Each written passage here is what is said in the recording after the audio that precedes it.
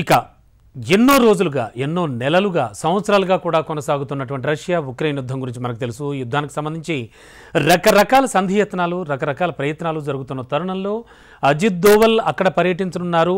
మొత్తానికి వీరి ఇరువురు కంట్రీస్ మధ్యలో ఇరువురు దేశాల మధ్యలో కూడా ఒక ద్వైపాక్షిక ఒక స్నేహపూర్వక వాతావరణాన్ని నెలకొల్పి ఆ దేశాల రెండింటి మధ్యలో కూడా ఒక సంధిని కుదిర్చే ప్రయత్నం చేస్తున్నారని వార్తలు వినవస్తున్న తరుణంలో రష్యా ఉక్రెయిన్ యుద్ధాన్ని పరిష్కరించడంలో భారత్ కానీ బ్రెజిల్ కానీ చైనా కానీ కీలక పాత్ర పోషిస్తాయని తాను కూడా విశ్వసిస్తున్నట్టుగా ఇటలీ ప్రధాని జార్జియా మెలోనీ అన్నారు. అంతేనా, రష్యా ఉక్రెయిన్ వివాదాన్ని పరిష్కరించి శాంతి స్థాపన చేయడానికి ఇండియా చైనా సహకరించాలని కోరారు. ఉత్తర ఇటలీ సెర్నోబియా నగరంలోని ఆంబ్రోసెట్టి ఫోరంలో ఉక్రెయిన్ ప్రెసిడెంట్ జెలెనిస్కీతో మెలోనీ భేటీ అయ్యారు. మరి ఈ సందర్భంగా రష్యా ఉక్రెయిన్ యుద్ధాన్ని పరిష్కరించడంలో భారత్ అయితే కీలక పాత్ర పోషిస్తుందని ఆమె అన్నారు. ఆశాభావం వ్యక్తం చేశారు.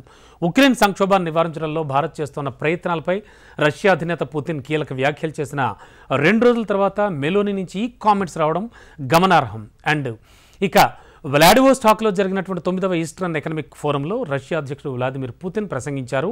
ఉక్రెయిన్ సమస్యను పరిష్కరించడంలో భారత్ తన వంతు సహకారం అందిస్తోందని ఆయన చెప్పుకొచ్చారు. మేం మా స్నేహితుల్ని భాగస్వాముల్ని గౌరవిస్తాం. వాళ్ళు ఈ ఘర్షణల్ని సమస్యల్ని పరిష్కరించడంలో చాలా చిత్తశుద్ధితో ఉన్నారని నేను పూర్తిగా నమ్ముతున్నాను. సమస్య పరిష్కారం కోసం నేను నిరంతరం భారత్ చైనా బ్రెజిల్ దేశాలతో సంప్రదిస్తూనే ఉన్నాను అంటూ పుతిన్ సైతం అన్నారు. ఇటు రష్యా అటు ఉక్రెయిన్లతో ఏకకాలంలో స్నేహం చేసే దేశంగా భారత్కి మంచి పేరుంది. మరి యుద్ధం ప్రారంభమైనప్పటి నుంచి చర్చలు దౌత్య మార్గాల్లో సమస్యను పరిష్కరించుకోవాలని భారత్ అయితే పదే పదే నొక్కి చెబుతోంది.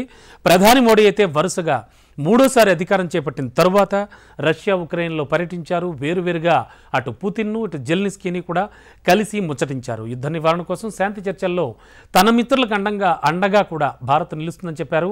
రష్యా ఉక్రెయిన్ వార్ విషయంలో ఢిల్లీ తటస్థంగా లేదా ఉదాసీనంగా ఉండదని, తాము ఎల్లప్పుడూ కూడా శాంతి పక్షానే ఉంటామని కీవ్ పర్యటన సందర్భంగా ప్రధాని మోడీ ఉక్రెయిన్ అధ్యక్షుడు వ్లాడిమిర్ జెలెన్స్కీతో అన్నారు. ఈ పర్యటన తర్వాత ప్రధాని మోడీ పుతిన్తో ఫోన్లో మాట్లాడడం కూడా జరిగింది. ప్రధాని మోడీ ప్రయత్నాలను అమెరికా అభినందించింది కూడా. రష్యా ఉక్రెయిన్ యుద్ధాన్ని పరిష్కరించడంలో భారత్ బ్రెజిల్ చైనాలు కీలక పాత్ర పోషిస్తాయని తాను విశ్వసిస్తున్నట్టుగా ఇటలీ ప్రధాని జార్జియా మెలోనీ చేసినటువంటి ప్రకటన ఖచ్చితంగా భారత్ కీలక పాత్ర పోషిస్తుంది, సమస్యలన్నీ సాల్వ్ అవుతాయని మెలోనీ అంటే జార్జియా మెలోనీ ఇటలీ ప్రధాని అనడం మాత్రం ప్రస్తుతానికి ప్రపంచ దేశాలని విపరీతంగా ఈ విషయం అయితే ఆకర్షిస్తోంది. అయితే ప్రతి విషయంలో కూడా ప్రతి దేశానికి సంబంధించి భారత్ తీసుకుంటున్న చొరవపై కూడా పలు దేశాలు అభినందనలు తెలియజేస్తున్నాయి.